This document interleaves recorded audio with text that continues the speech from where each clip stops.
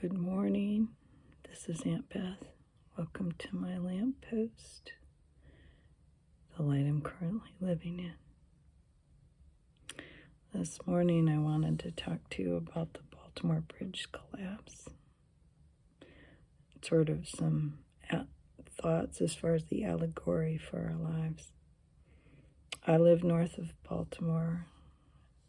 I used to work south of Baltimore. I have commuted on that bridge. And I have neighbors that commute on that daily, luckily, that work night shift. Luckily, they weren't on that bridge at the time of the collapse.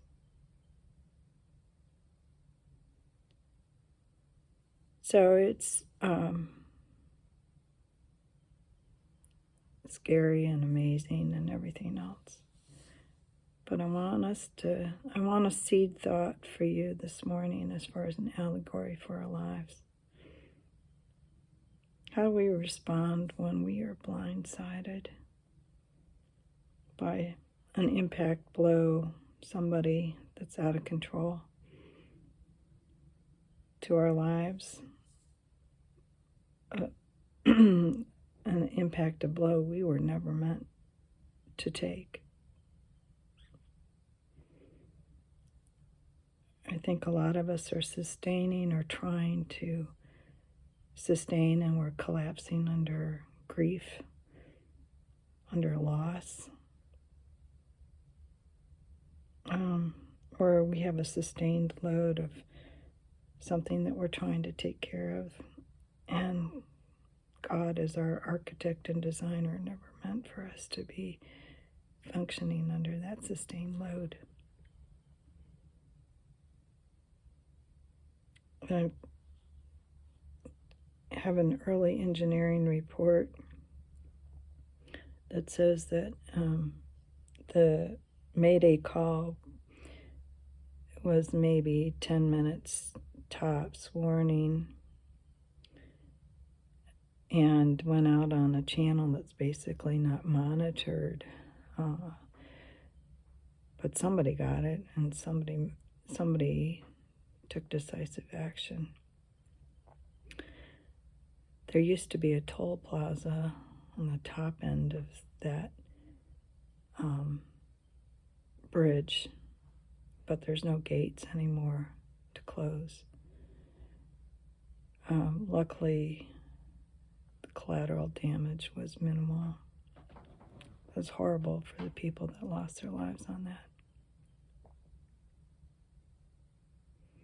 But I want to focus on the images that you may or may not have seen of the cargo bridge or cargo ship impacting the bridge and the damage that's still in the water. And I've been thinking a lot about my own life.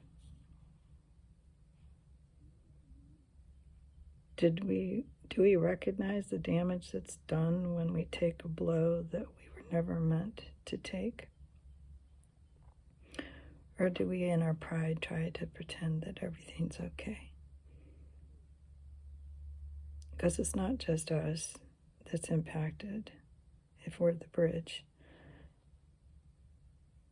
But there's all kinds of trickle-down effects. That bridge, or that water that goes underneath the Key Bridge, goes to the port of Baltimore.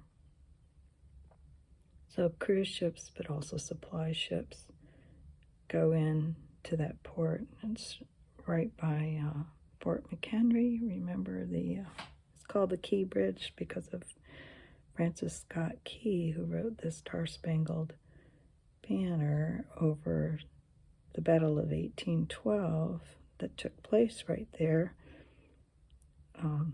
And the rockets right glare, the bombs bursting in air. It happened at Fort McHenry when the British had second thoughts and tried to take us back in 1812. So it's a very active port. Right around the perimeter there is where the old Bethlehem steel plant is it's no longer functioning, but huge warehouses like Amazon are there on the south side. There's a chemical plant, actually 2, power station, and the Coast Guard.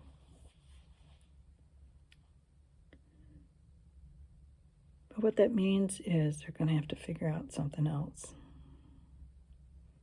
There's no slam on the bridge. Okay?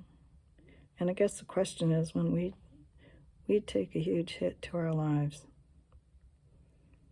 are we willing to just tell other people we're not okay? Or in pride do we try and continue on? Are we willing to put up boundaries and say, no, I can't handle this right now? Like the people that put up boundaries and said, don't cross this bridge. Do we recognize the damage that has been done to ourselves? I'm not saying use that as an excuse to go catatonic and never repair yourself, never improve. And I got it here, stick in here. Oh well. It's not the bridge's fault. It's not your fault if something horrible happens. Now, how we respond to it, yeah, that's on us. It's not the architect's fault. You know, he designed it for car traffic.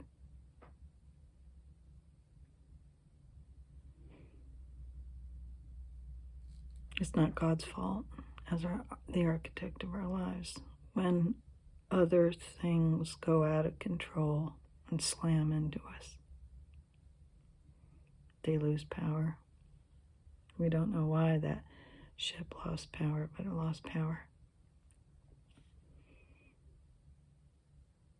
I think it's hard,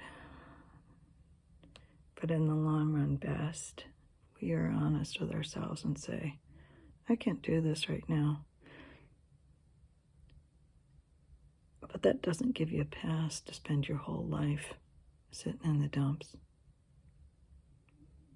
But part of the healing process is you got to excavate the old stuff that collapsed in around you. They're going to have to pull that steel out of the water so that at least the port can resume. I'm hearing it'll take about a month, maybe. Pull out all that steel out of the water. So boundaries are a good thing. Call in the experts. You can't do it all yourself, especially if you've been trying to hold up under an impact or a sustained load that you were never designed to handle. Don't delay. Don't just let everything sit and rust in the water and have a pity party. But don't rush either. You know, if they said next week that bridge was ready to go, there is absolutely no way I'd drive over that bridge.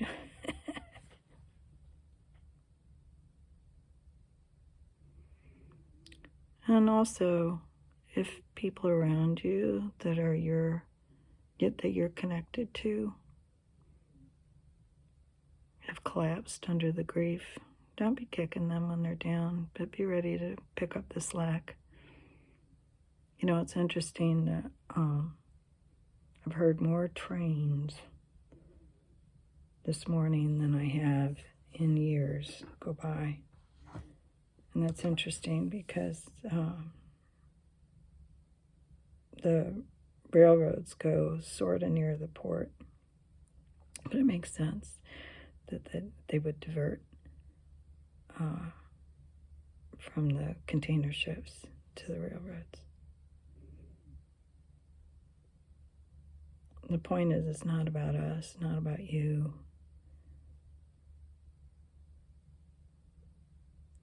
In the sense of, oh, because the bridge collapsed, we should just sit on our hands and go into perpetual grief and never do anything. That's victim talk. Don't be a victim. Okay? Put up boundaries. Take care of yourself. Clean up. As my mother used to say, dust yourself off. Get up. Keep your powder dry. Get going. So,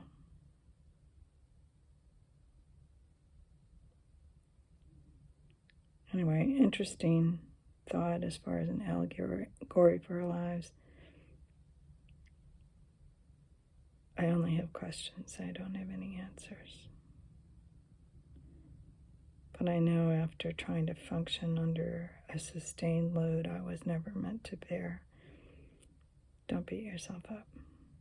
It's okay. Get going. Have a fabulous day.